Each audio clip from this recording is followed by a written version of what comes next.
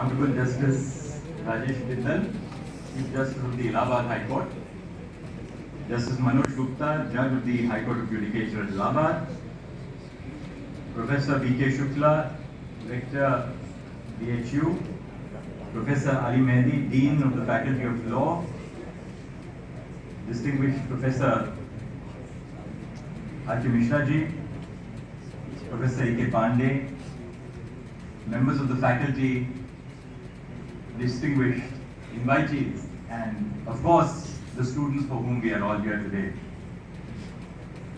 Namaskar and a very good morning.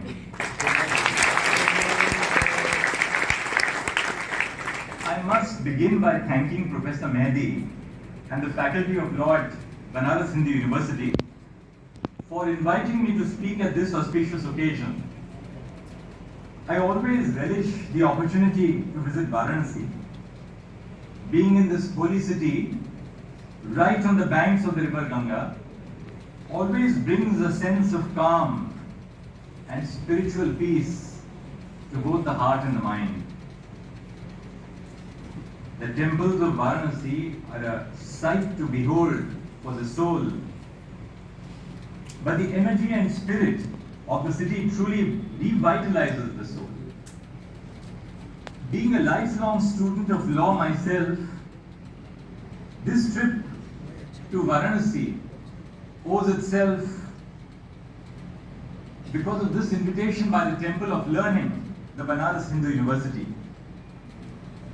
BHU has been aptly given this moniker not only for the similarity of its architecture to the temples of Varanasi, but because all students passing through its halls firmly believe in the power of education and in participating in an intellectual tradition. This belief is firmly rooted in BHU's motto, which roughly translates into English as knowledge imparts immortality. With its rich history, it is a daunting task for me to speak about the history of the Faculty of the Law and of BHU. It is apparent from the very fact that we are gathered here today to celebrate 100 years of the Faculty of Law. BHU itself celebrated its centenary in 2015. The question I asked myself then is, how does one begin to capture the essence of an institution so deeply rooted not only in the history of this city but of India and its legal tradition, to truly appreciate and capture the magnitude of this occasion? Let me begin by speaking a little bit about the history of the institution itself. In order to contextualize the location of BHU and its faculty of law within the history of Indian education, it is important to speak about the status quo that preceded them. The first universities of India were founded by the Britishers in 1857. These were the universities of Bombay, Calcutta and Madras, located in the three presidency towns of the British Raj. Their goal was to impart education in a Western secular model so as to create a set of Indian civil servants who would be loyal to the British Raj. Soon, Punjab University followed in 1882 and the United Provinces, that is our modern day Uttar Pradesh, got the Allahabad University in 1887. Curiously, one of the factors for the creation of the Allahabad University was because the High Court was moved to Allahabad from Agra and its proceedings were conducted entirely in English. As such, the Allahabad University was often considered as a bastion of Anglicization, since it prioritized education in English and even refused affiliation to any college in those days which did not have a European principle. There's a beautiful book by Leah Rennell in 2005, published by the Oxford University Press, A Hindu Education, Early Years of the Banaras Hindu University, which I would recommend to all our students. It was in this backdrop that the movement for the creation of BHU found its stride. BHU was preceded by the Central Hindu College, which was founded by Annie Besant and Bhagwan Das in Varanasi in 1898. The college offered a combination of Western education along with education in the Hindu traditions. It was then the efforts of BHU's founder, Pandit Madan Mohan Malviya, which led to the creation of BHU in 1915. Pandit Malviya's vision for BHU was clear, and even today is the first text that one reads when they visit BHU's website. I quote his vision, which states as follows: India, he said, is not a country of the Hindus only. It is a country of the Muslims, the Christians, and the Parsis too. The country can gain strength and develop itself only when the people of different communities in India live in mutual goodwill and harmony. It is my earnest hope and prayer, he said, that this center of life and light, which is coming into existence, will produce students who will not only be intellectually equal to the best of their fellow students in other parts of the world, but will also live a noble life and love their country. Madan Mohan Malviya's vision was a vision of inclusion, a vision of compassion, a vision of mutual coexistence, a vision of the nobility of the human soul and mind, to live with each other and accept each other as we are. Pandit Malviya envisaged BHU as a space which would be tolerant of not only all religions and castes, but also as a space which would accommodate all intellectual traditions. Indeed, BHU also made significant contributions to the education and liberation of women during its founding era. The large number of women in today's audience must be mindful of the power of the vision of those who founded this institution to be where we are today. Ironically, the British support for BHU came from a belief that it would produce students well versed not only in Western education but in the Hindu tradition, which would promote loyalty and subservience to their British rulers. However, quite to the contrary, BHU became a bastion of pride for those who believed that Indians could stand on their own 2 feet and no longer needed the assistance of the British.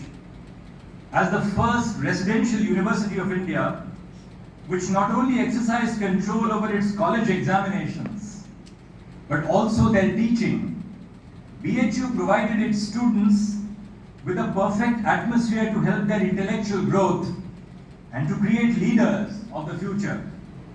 Indeed, scholars have noted that the founding of BHU led to the development of a strong sense of nationalism in the decades which followed.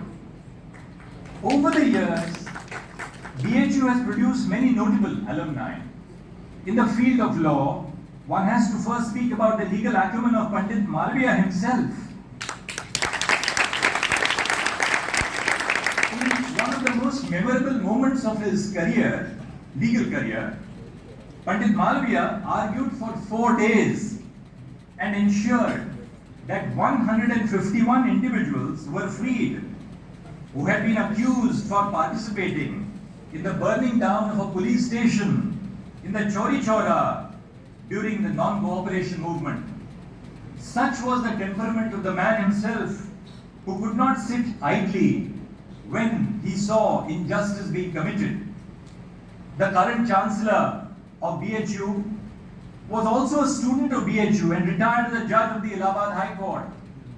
Professor Ramraj Pant finished his LLB from BHU and subsequently was instrumental in the founding of Nepal's first law school. Through his example, we can understand how BHU not only influenced legal tradition in India, but its neighboring countries as well. Even in fields other than law, BHU has produced notable alumni. Chintamani Nagesha Ramchandra Rao, a Bharat Ratna winning Indian chemist who has previously served as the head of the Scientific Advisory Council to the Prime Minister, did his masters from BHU. The pioneer of India's first satellite launch, Aryabhatta in 1975, Udupi Ramchandra Rao, who later served as chairman of ISRO, also did his masters from BHU. Even in the field of arts, BHU has alumnus such as the Bharat Ratna winning singer, musician, poet and filmmaker Bhupen Hazarika. If I am being completely honest, I could take up all the time of this function to speak about the history of BHU, the Faculty of Law and its notable alumni, and yet not cover any significant ground. Such is the grand history of the institution we all stand in today and pay homage to. But one cannot live in the past forever, however comforting the thought may be. Hence, I must now move on to my thoughts on some issues of the present time before we can finally begin imagining a future for the institution. Keeping this in mind, I shall now speak to you about a pressing concern for legal education today, which is the role of clinical legal education. I have chosen this topic for today's event since the law faculty at BHU was one of the first 6 universities in India to start clinical legal services.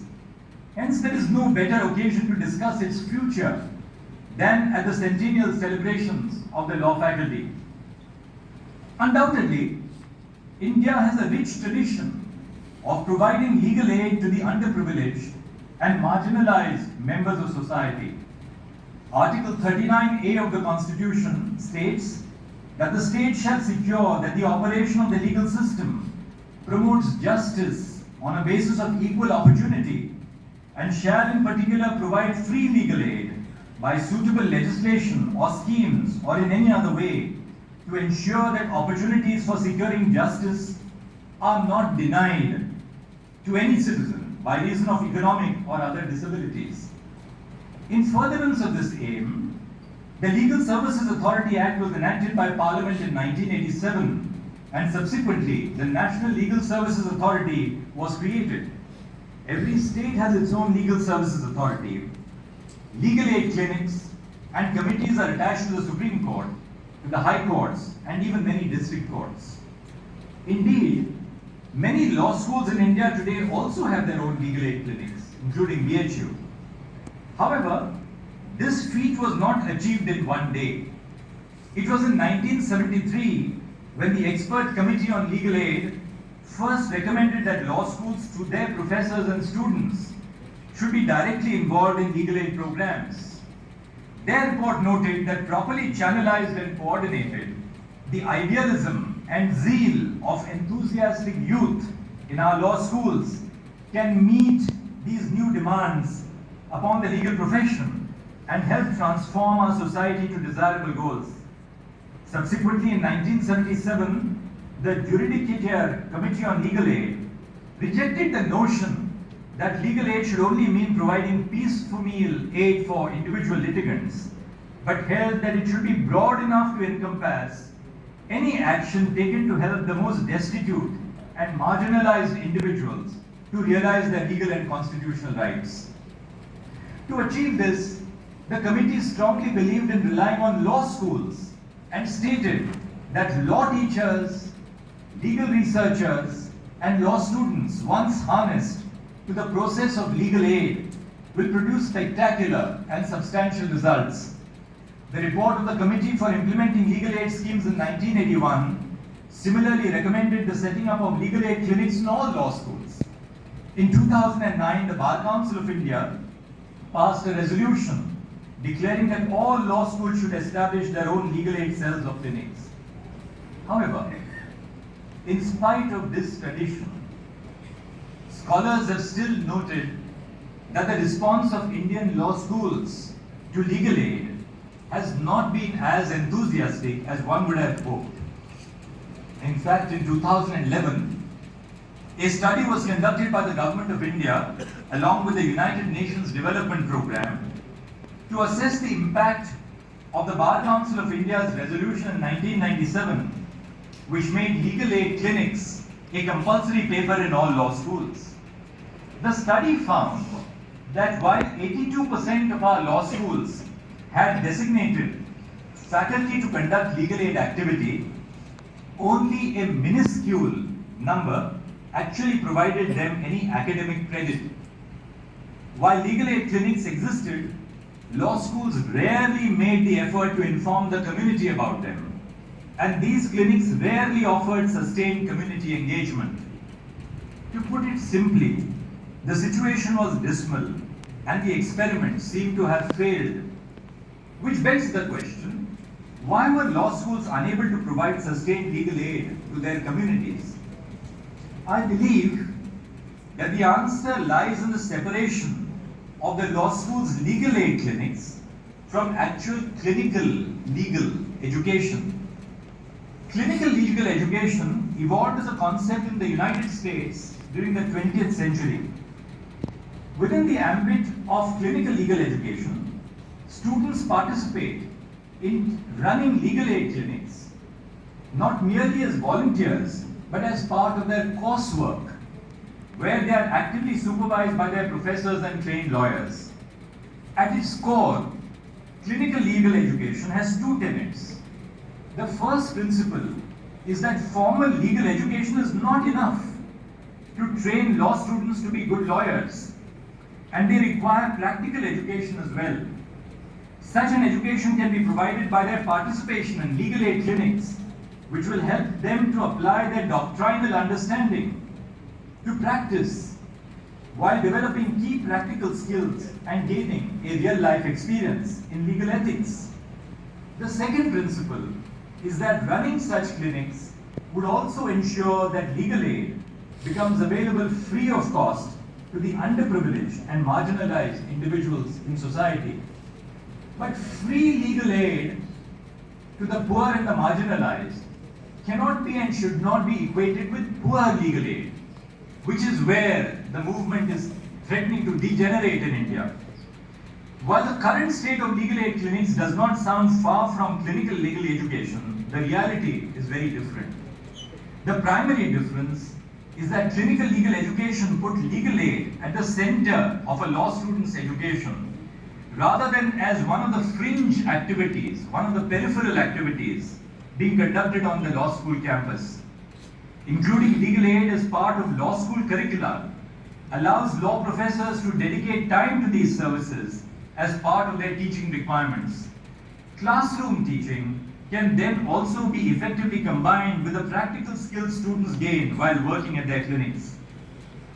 The Government of India and UNDP's report of 2011 also recommended that law schools should establish their legal aid clinics not only on their campus but also off campus, where the local residents will find it easier to visit, such as including the jails and the central jails.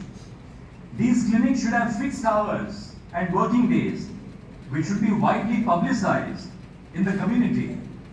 Law schools should aim to also collaborate with legal aid societies, NGOs, and government authorities in order to provide their services to the widest possible audience.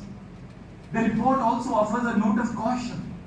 The limitations of these clinics must be understood by the faculty and by the students themselves, so that they do not promise services which they are ultimately unable to deliver. I believe these are the very practical realities that students can learn by partaking in clinical legal education. Only by doing so can budding law students understand the professional responsibility that accompanies the duty of ensuring an individual's life and liberty is not unfairly taken away by the law. It will also teach law students the importance of professional commitment, that is, the importance of representing one's clients to the best of their ability in order to ensure that justice is done. Doing so requires a lawyer to never give up on a case and always work to find arguments to further the case of their client. In very simple terms, providing legal aid to individuals is the need of the hour right now. According to the National Judicial Data Grid, the Allahabad High Court has 4,65,496 pending criminal cases, out of which the largest majority of cases have been pending for the last 10 to 20 years. Similarly, the district courts in Uttar Pradesh have 82,41,560 criminal cases pending, out of which nearly 30% were filed in the last year itself. Further, according to the prison statistics for 2020, released by the National Crime Records Bureau, Uttar Pradesh has reported the highest number of under-trial prisoners in its jails, totaling 80,577, which constitutes 21.7% of the overall number of under-trials in India. I have only taken the example of Uttar Pradesh since it is home to BHU, but the situation is similar in many other states. I use these numbers to only highlight how overburdened our courts and jails are. In many instances, these individual cases remain pending before courts because of a lack of effective legal representation for the under-trials. Consequently, the under-trials remain languishing in jails while their cases remain on the board for years. It is in these kinds of cases that the assistance and representation offered by legal aid clinics being run under the aegis of clinical legal education can be best utilized. Not only criminal matters, but assistance can also be offered for simple civil cases and disputes, even cases relating to motor vehicles accidents. Simply put, the scope of assistance that can be offered by law students is immense, and so is the potential for their professional growth.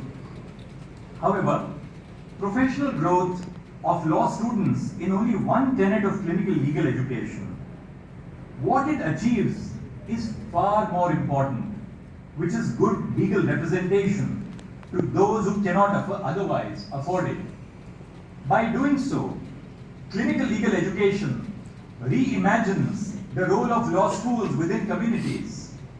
They no longer remain isolated islands of excellence, divorced from their surrounding communities, but become active participants in them. Legal aid should also not be limited to providing legal representation, but must encompass within it actions to taken to raise community awareness about legal and constitutional rights. Clinical legal education requires law students to ask themselves, what are the major issues plaguing my immediate community, which may not directly affect me? And more importantly, what can I do about them? When such an attitude is ingrained into young law students in law school itself, one can hope that we will create a new generation of more socially conscious lawyers. In fact, some scholars have also rightly pointed out that not only does clinical legal education ensure legal aid becomes widely available, but that it also promotes a vibrant democracy. When law students participate in clinical legal education, it brings them closer to the communities which surround their law schools, but with whom interaction is often very sparse. In trying to understand and solve their problems, it humanizes these communities in the eyes of the law students, who may often come from backgrounds very different from these communities. Hence, the process contributes in the creation of a class of more socially conscious lawyers, who can then become active participants in our democracy. Further, by helping these underprivileged communities realize their legal and constitutional rights, clinical legal education ensures that these communities also become more active and informed participants of the democratic framework. Therefore, if we attempt to address the present issue of legal aid and clinical legal education, we will only be setting up the groundwork for our future. Law students of today will become lawyers of tomorrow and will ultimately carry forward the tradition of their legal profession. At the same time, it is important to acknowledge that the legal profession is changing at a very rapid pace especially due to the onset of new technology. Due to the COVID-19 pandemic, courts have started becoming virtual. E-filings are slowly becoming the norm.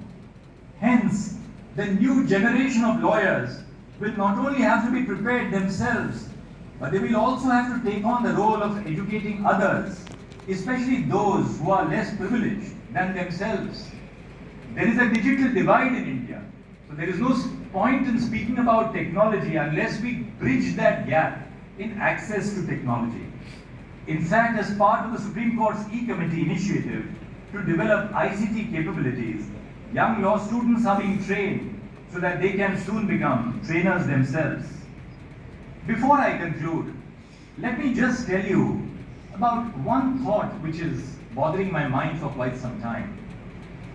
Law as a social discipline has an integral connect with society. Our institution, the BHU, came into being in the colonial era. In those times, law was not an instrument of protection as the law is intended to be in post-independence India. Our constitution imagines and envisions that law should be an instrument of protection, that the law should be an instrument of transformation, of a social transformation. But we also know, our history teaches us, that law in the colonial times was a weapon of oppression. So the same law has within it the potential to be an instrument of oppression, as it has the potential to become an instrument of a social transformation. What outcomes the law will generate depends on those who exercise power within and outside the structures of governance. I'm here not to talk to those who are within the structures of governance, because I belong to part of that, namely the judicial institution. But I talk to all of you law students who lie outside today the structures of governance, though many of you, I hope, will become a part of the structure of governance. But it is your engagement in your daily lives with the law, it is your engagement in your daily lives with the Constitution which will determine which way our law will follow for the future. The role of a lawyer is to secure justice to the client. But it becomes problematic when the lawyer becomes a barrier to securing justice to society. Success to the client versus success to the society is a matter of conscience which every lawyer has to decide for herself. When you appear for the accused, you are duty-bound to fairly and fearlessly provide legal aid and legal assistance to every accused who comes to you. But this cannot be at the cost of justice to society. So it's important for the lawyer to realize her role in the wider social setup in ensuring that we as lawyers, as judges, continue to be respected by citizens. And we will continue to be respected by citizens if we answer their calling, that we are here not to provide barriers to justice, but that we are here to secure justice to others. It is important for us to spread an awareness of rights. Finally, a word on technology. Technology is not just to service the needs of the well-resourced, of the corporate, of those who are able to pay for justice in terms of technology. The front end of technology must provide ease of access to common citizens. And therefore it is a reach of the E-Committee of the Supreme Court that we must not regard our courts as institutions which represent the sovereign power of the state, but as providers of service. In the British times, they generated these beautiful buildings with extraordinarily imposing architecture. One of the purposes of that architecture was to put fear in the minds of common citizens. That this architecture represents the might and the power of the state. That has changed. We have inherited those structures. We have inherited these beautiful buildings. But we have to transform what is inside these structures. We have to transform the ethos of the architecture we have inherited so as not to represent the sovereign power as much the duty of the state to provide service to its citizens. And it is in that duty of service that we must really envision our future. So technology is not merely a means of automation, but of transforming access to justice. Today we have 1.54 billion transactions on eTAL. Our eCourts project provides SMS services to all citizens on their cases. The National Judicial Data Grid is a complete repository of decided and pending cases. We are able to deliver bail orders to every jail in the country from the Supreme Court. We have a judgment search facility, so a young lawyer who cannot afford the cost of a private software can have an automated judgment search facility on the e-committee website. E-filing and digitization envisions that 3,100 crore documents would be digitized in phase 3 of the eCourts project. The last word then. Don't look upon your role merely as lawyers who will enter the court, wear a black coat and the lawyer's outfit and get a stay order for your client. Justice Sarosh Kapadia, who was a former Chief Justice of India, came from very humble backgrounds. And he told me, how do you identify a judge in the district judiciary? And he said his father told him that you identify a judge in the district judiciary in those days, in the 1950s and 60s, as a person wearing a white pant, a black coat, a black tie, and riding a cycle. That is all changed. All our judges today have excellent conditions of service, and speaking for myself, I have no cause to complain.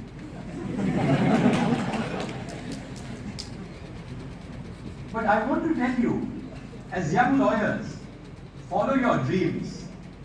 If your dreams lie in the pursuit of private gain for yourselves or doing well economically, so be it. Let's not be hypocritical about it. But I'm sure that many of you will take the call after success as lawyers that there is a higher calling which guides you. And that calling is for public service. So when I have fancy lawyers appearing before me in the Supreme Court, earning what I believe are fancy fees, I as a judge, as a citizen, have no cause to grudge it. I have no cause to grudge it because the beauty of our society lies in accommodating everyone. You must have the best, and you must also have the most dedicated.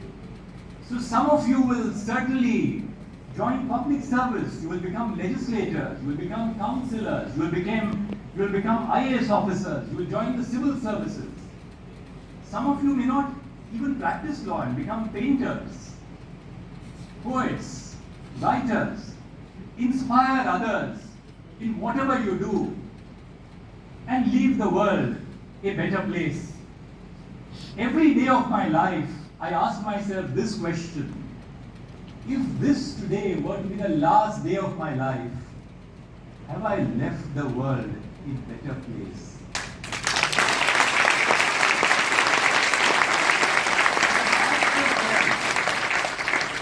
You are too young to ask yourself that question, but you can certainly ask yourself this question: what have I done today to leave the world a better place? And you don't have to do big things to leave a better place for the world. You leave the better place by being kind to your fellow beings, by not being judgmental about the lives of others. Please realize the true worth of law and the true worth, if you all become judges or many of you become judges, when you judge, you are not judgmental about others. You judge with a certain degree of objectivity. You stand away from the conflict. In courts, we are in the midst of conflict. But in the midst of conflict, we stand away from conflict. And it is only when you stand away from the conflict in the court between two warring parties that you realize that you will not be judgmental. Because it is very easy to be judgmental about the lives of others and difficult to be understanding of the lives of others. So it is that difficult path that I implore you to tread. Don't tread the easy path of life. Tread the more difficult path of life. Because when you tread the more difficult path of life, you will realize that this was always meant to be, and there is a higher reason, a more profound reason, which governs why we are today where we are, and what we have to confront, and what lies for us in the future. So treat each day of your lives as a learning, as an attempt, an opportunity to better society and to leave the world a better place. That is the message of the centenary of the Law Faculty of the Banaras Hindu University.